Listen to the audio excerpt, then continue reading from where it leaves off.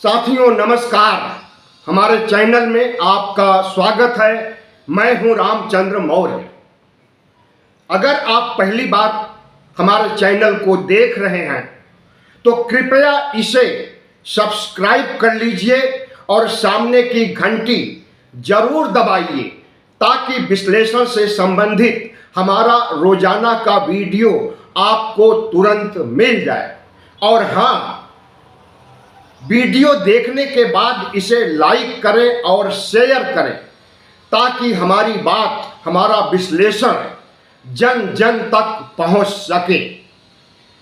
आज हम चर्चा करेंगे राहुल गांधी ने जिस तरह से नरेंद्र मोदी पर, आरएसएस पर प्रहार किया है, उससे संघ के लोग, भाजपाई लोग बिलबिला गए हैं, बौखला गए हैं और ऊट पटांग की हरकतें कर रहे हैं राहुल गांधी के खिलाफ।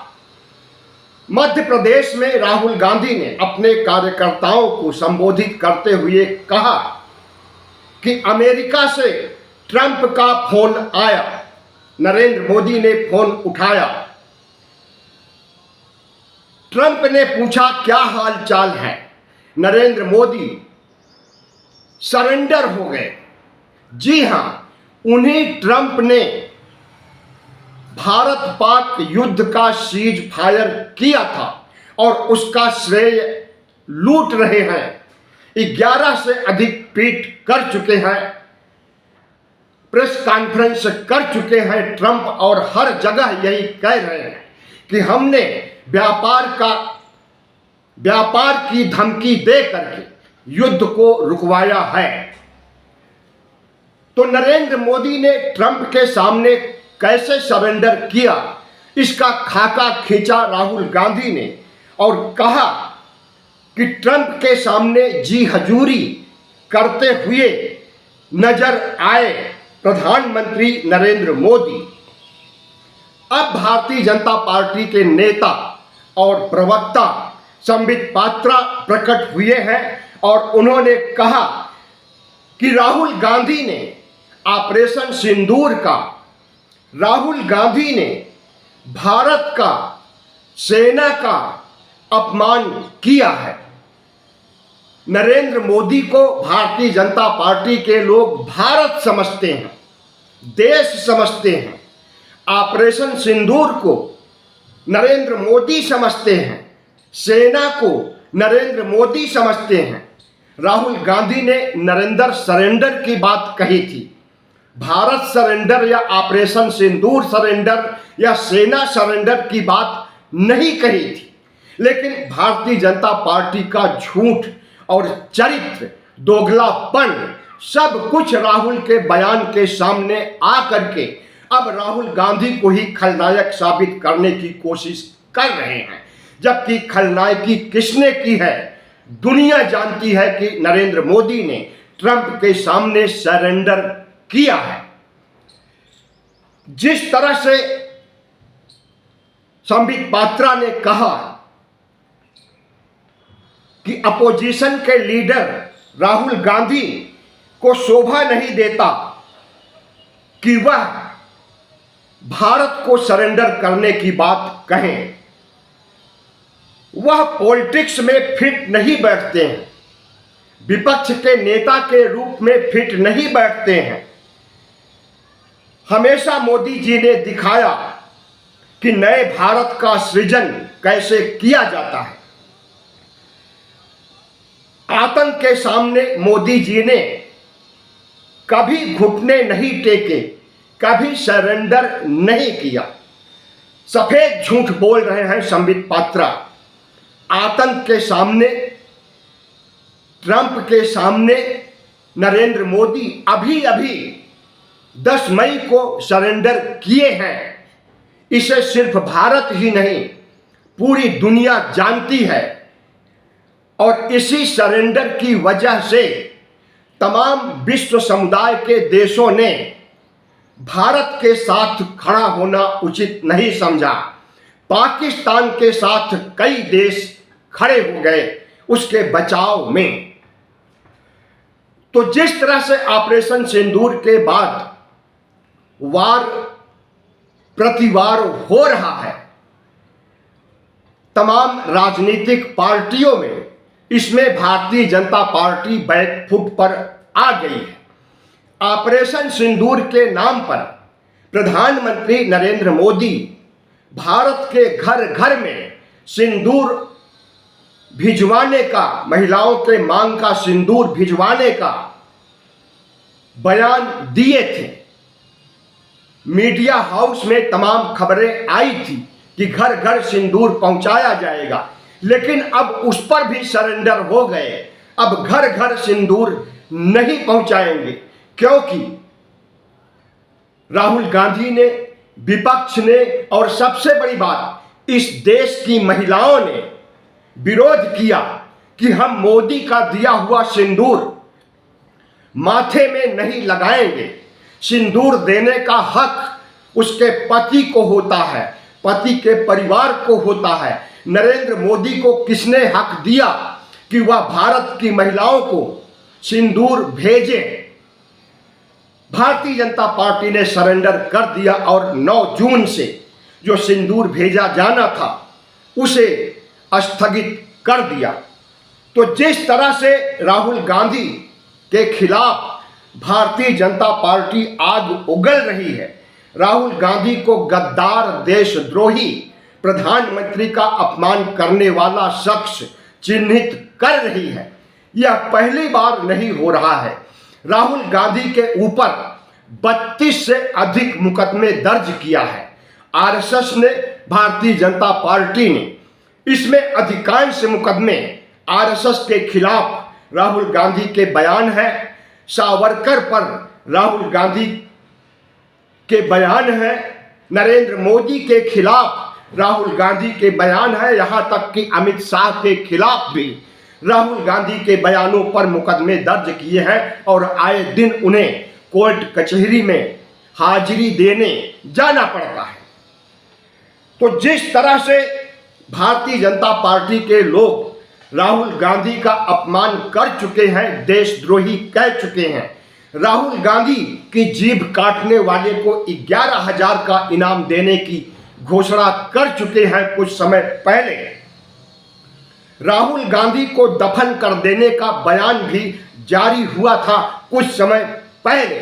तो आरएसएस और मोदी की पोल पट्टी, सावरकर और आरएसएस के तमाम नेताओं की पोल पट्टी खोलने का काम जिस तरह से राहुल गांधी ने किया है और जिस तरह से आज नरेंद्र मोदी की पोल पट्टी खोल रहे हैं और ट्रंप के सामने जी हुजूरी करने की बात कह रहे हैं, उसे देश देख भी रहा है। तो राहुल गांधी के बयान में कोई अतिशयोक्ति नहीं है। यहां तक कि भारतीय जनता पार्टी और आरएसएस का एक धड़ा भी राहुल गांधी के बयान से सहमत है, क्योंकि प्रधानमंत्री नरेंद्र मोदी ने भारत पाक युद्ध को सीज फायर करके ट्रंप के कहने पर एक तरह से पाकिस्तान की मदद किया है। तवा गरम था, हथौड़ा चलाया जा रहा था और पाकिस्तान को हराया जा सकता था, पीओके छीना जा सकता था, लेकिन एकाएक ट्रंप का फोन आता है और युद्ध बंद कर दिया जाता है। तो जिस तरह से राहुल गांधी ने प्रधानमंत्री नरेंद्र मोदी, आरएसएस और पूरे भगवा गैंग के चाल चरित्र चेहरे को उजागर किया है, देश उसकी सराहना कर रहा है और देश चाहता है कि भारत पाकिस्तान को नेस्तनाबूद करे, फिर से युद्ध शुरू हो और आतंकवादी देश का सफाया किया जाए, पीओके को भारत में मिलाया जाए, क्योंकि पीओके के लोग भी चाहते हैं, भारत में मिलना चाहते हैं। वहां पर आए दिन नारे लगाए जाते हैं, भारत जिंदाबाद, पाकिस्तान मुर्दाबाद। तो जिस तरह से राहुल गांधी ने कहा कि आरएसएस के ऊपर, मोदी के ऊपर थोड़ा दबाव डालिए तो ये झुक जाते हैं और झुक करके भाग जाते हैं। राहुल गांधी ने कहा, याद कीजिए 1971 में जब इंदिरा गांधी ने बांग्लादेश को स्वतंत्र किया था, उस समय अमेरिकी राष्ट्रपति निक्सन ने न सिर्फ युद्ध रोकने के लिए आदेश जारी किया था, इंदिरा गांधी ने नहीं माना, बल्कि उन्होंने सेना भी भेज दिया था हथियार के साथ। फिर भी इंदिरा गांधी नहीं झुकी और पाकिस्तान के 2 टुकड़े कर दी।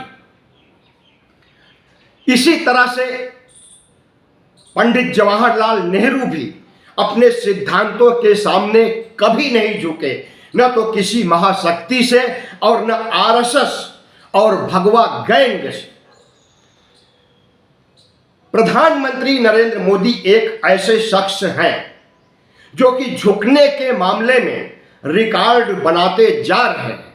किसानों ने 13 महीने तक आंदोलन करके नरेंद्र मोदी को घुटने पर ला दिया था, झुकने को मजबूर कर दिया था, नरेंद्र मोदी को सरेंडर करवा दिया था। इसके बाद इस देश से बाहर से काला धन स्विस बैंकों से लाकर भारत के लोगों को 15-15 लाख देने के मामले में भी नरेंद्र मोदी ने सरेंडर किया। युवाओं को हर साल 2 करोड़ नौकरियां देने के मामले में सरेंडर किया। किसानों की आय दुगनी करने के मामले में सरेंडर किया। तो इस तरह से नरेंद्र मोदी सरेंडर मोदी बन चुके हैं और राहुल गांधी इसे उजागर कर रहे हैं दुनिया के सामने। तो यह सराहनीय कदम है राहुल गांधी का। राहुल गांधी का कहना है कि हमारी लड़ाई विचारधारा की लड़ाई है।